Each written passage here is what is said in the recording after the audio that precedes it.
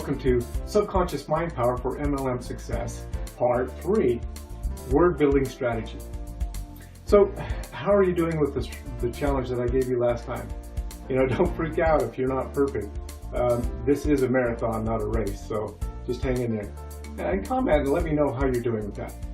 You want to avoid as much conflict between your subconscious and your conscious as possible. The difficulty with that is that your subconscious has been conditioned for so long by your own thoughts, feelings, and words, and this world that we live in, that you will need to start off gently in this process of changing your subconscious. You need to start making those changes with as little resistance as possible. How is this done, you ask? Well, it's easy, and I'll get to that strategy in just a minute here, but to understand, hear me out. Like me, you've been taught in seminars, videos, and books about affirmations.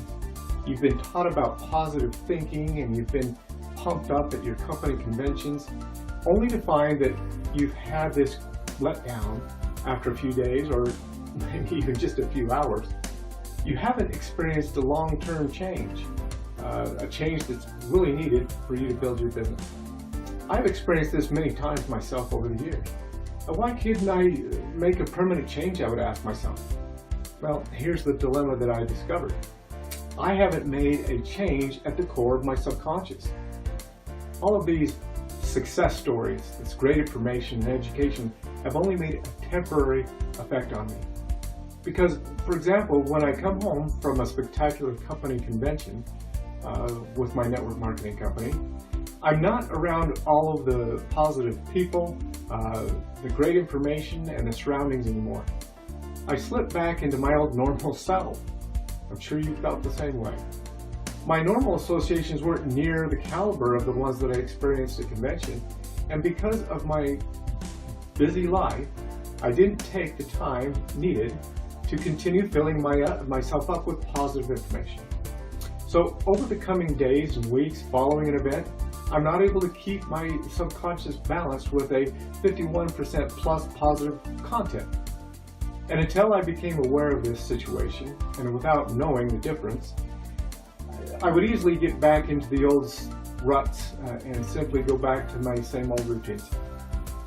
And without intending to, my subconscious would slip back to a more dominant, negative, or counterproductive state. So here's the strategy.